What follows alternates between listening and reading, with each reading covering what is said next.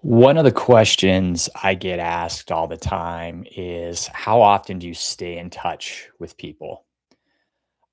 And I think most people expect me to give a really complicated answer, as in I have some sort of master spreadsheet that tells me who to get in touch with when, or some CRM system I'm using, or some tool, or reminders that I have on my calendar to follow up with people. And I'm going to be honest, I've tried a lot of those things over time. So there are solutions there. There are things you can use to remind you to get in touch with your network, but that's not really the approach I use.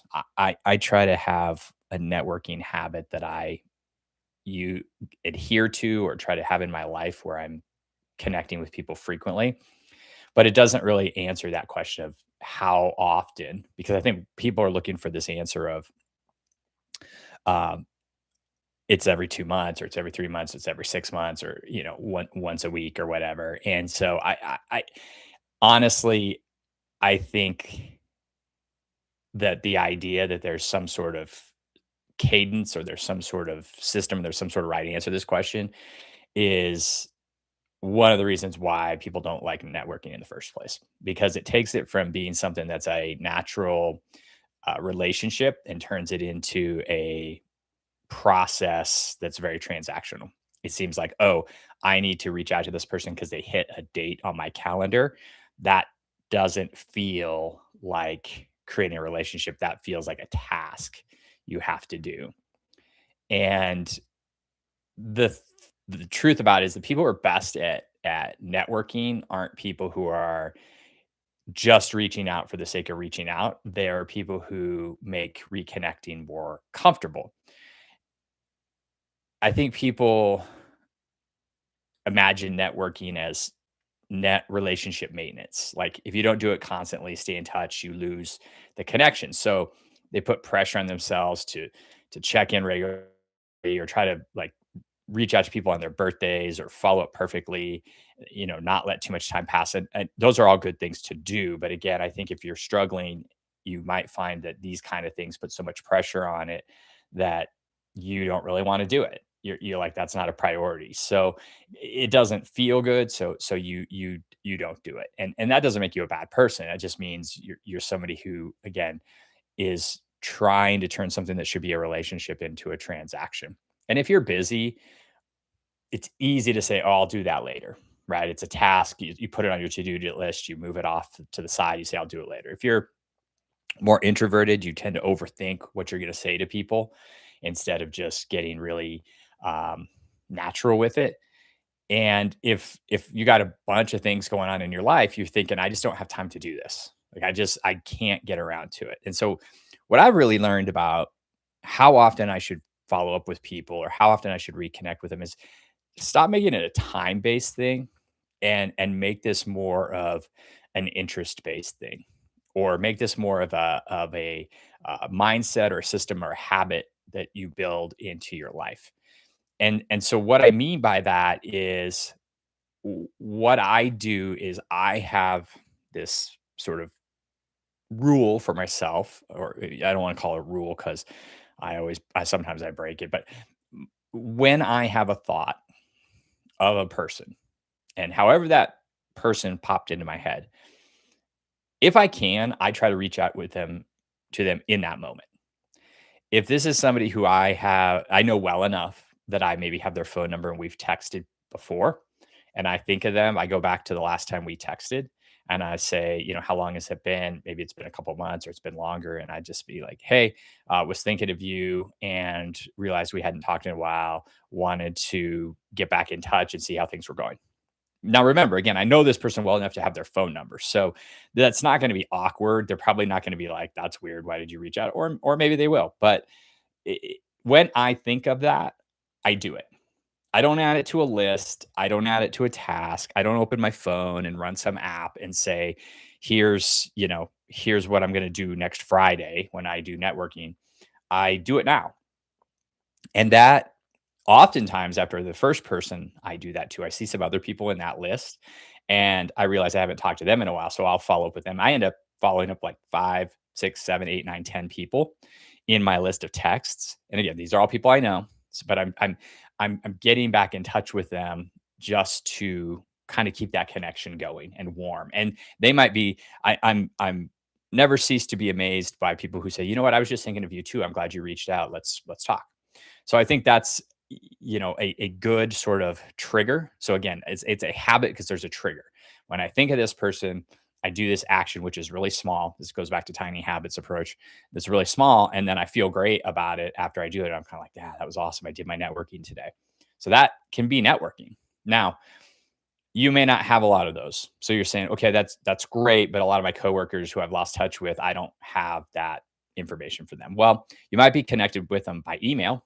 So if you have an email for them and you think of it and you're sitting at your computer and you say, "Hi, I'm thinking of this person," um, go find their email and create an email real quick. I mean, maybe you're in the middle of work, and so maybe that distracts you. But a lot of times we're trying to take a break or do something. If you're going to take a quick break, think, okay, I'm going to take a quick break. I'm going to send this email. I'm going to get back to what I'm doing. But again, do it when it hits you. Now, how do you think of people? How does this come into your head? What I find a lot of times, and we're all scrolling our phones, we're all reading articles, we're reading blogs, we're reading posts, we're reading stuff. Sometimes I'll read things and it makes me think of somebody because that topic is something I associate with them. And so I had a client I was working with, and I know one of the people who is on the team is really into strengths based leadership. And so I was reading through my articles, and I came across this article that was about all the reasons why you should implement strengths based leadership development programs in your organization. And because I knew that about her, it was just kind of in my head. I sent it to her. And no agenda, no nothing, but I hadn't talked to her in a while. We hadn't really caught up, so I sent her an email. I said, "Hey, this article made me think of you, so I just want to share it." And she said, "Thanks." Now, is that networking? Well, in my opinion, yes, because I've not only reached out to her and connected, I've also given her something. Right. So again, as we talk about the connection loop, we're now in sort of step three where I've listened to what she said and talked about. I've made a mental note of how I could help her. And then when I saw something that applied to her, then I gave it to her. I didn't ask her for something, I just gave it to her. Now, that can happen with a lot of things. You can have somebody who's posting on LinkedIn and you see something that looks good and something that's interesting, you can share a link to that post. You can say to the person, "Hey, I don't know if you checked out this other person. They talk about this. You should check them out." All you're really doing is saying, "I saw something that made me think of you, and I thought I would share it." So when I see that, that's when I share it.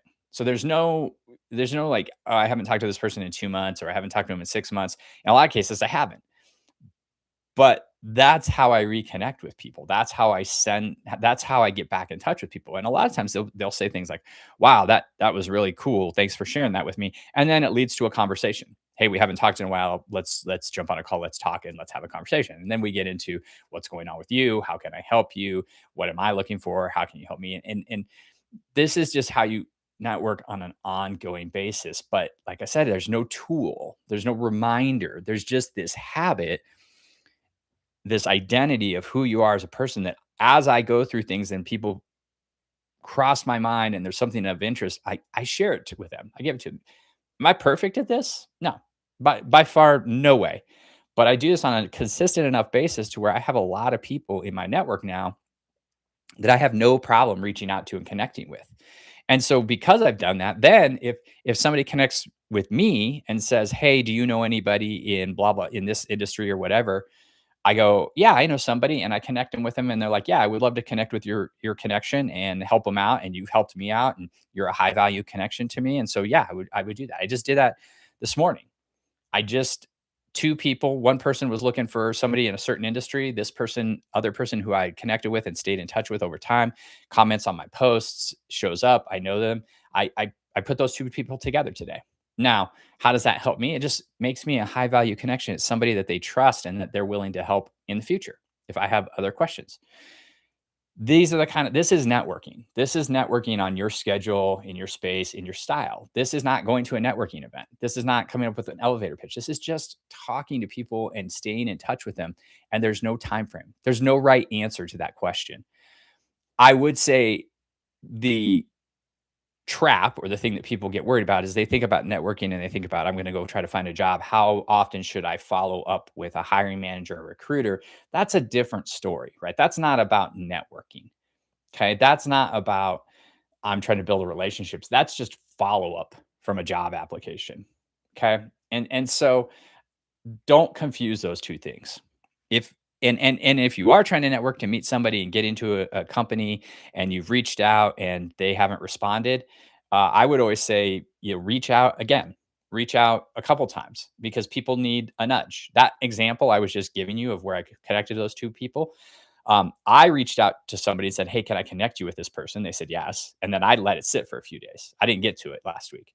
She reached out to me today and said, "Hey, who's that person you want to connect me with?" And I was said, "Thank you. Thanks for the nudge," because I don't always remember things.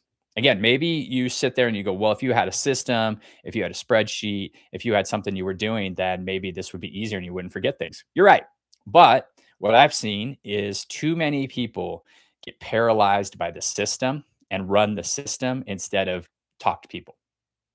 People I've worked with will say, "I'm working on my spreadsheet of all my contacts." And I try to warn them. I said, "Don't make it too complicated. Make it easy enough. If you need a spreadsheet, that's great. If you need a Notion database, that's great. If you need a CRM, that's fine. Whatever, that's great.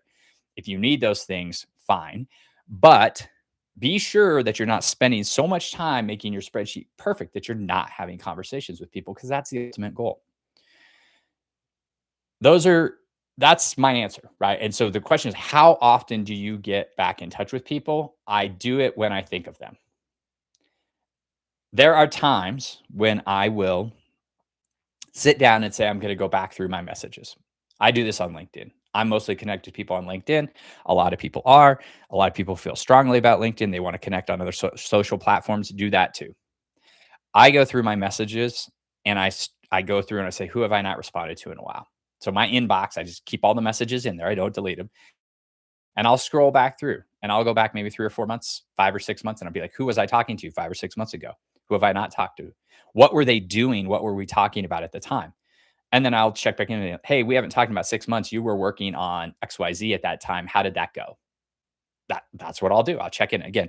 Hey, I thought of you today, which is true. It's not a lie. I was scrolling through my messages. I saw their name. I thought of them. I thought I need to respond to them. So that's true. Not disingenuine. And I realized I didn't know what ever happened with that. Hey, what happened? There's your follow up. Okay. So people are like, how do I follow up? Just go back to the last conversation you were having and follow up. Don't overthink this. I think too many people overthink this. And they also think, well, what about if I think of somebody who I haven't talked to in 10 years? Why would I reach out to them? Why wouldn't you reach out to them? Do you not want to know what's going on with them in the past 10 years? I have a call later today with somebody that I worked with back in 2012. 2012, that's the year I had my first layoff. And we worked together at that company, and he and I talked to each other every day at work. We saw each other every day. We worked together. We talked. I got laid off, and we kind of stayed in touch a little bit over the next few years, but then we kind of just drifted apart. He went his way, I went my way. It's been, I would guess, 10 years since we have since I had a voice to voice conversation. Um, and he popped up on LinkedIn recently. He is looking for a job. And I saw him posting and about some stuff. We reconnected in his comments. We reconnected on a message. Now we're having a phone call later today. The perfect example of a dormant tide that's been dormant for 10 years, a whole decade. And I know that because I was updating him in the messages about like what was going on in my life and my kids and my family and everything. And he asked me some questions about some stuff that the last time he talked to me, I was doing some totally different things. Like at the time, our family owned a food truck, and he was asking about the food truck. He didn't even know we didn't have the food truck anymore. We haven't had the food truck in 9 years. It's been so he didn't even know that. So that's how I know it's been 10 years. But we're going to catch up, and we're just going to get on a call and talk about what's going on. Now he's looking for a job. So of course I'm going to talk to him and be like, what are you looking for? Who are you looking for? What are your target companies? How can I connect you and how can I help you? But at the same time, he's probably going to want to know what I'm working on, and I'm doing consulting on compensation and benefits and total rewards and networking and all this stuff. And he might land in some company that says, hey, we need some help with compensation. And there you go. I possibly have another client. That's not the agenda for this call. The agenda is to get back in touch and talk and catch up and relive the past 10 years and get up to date.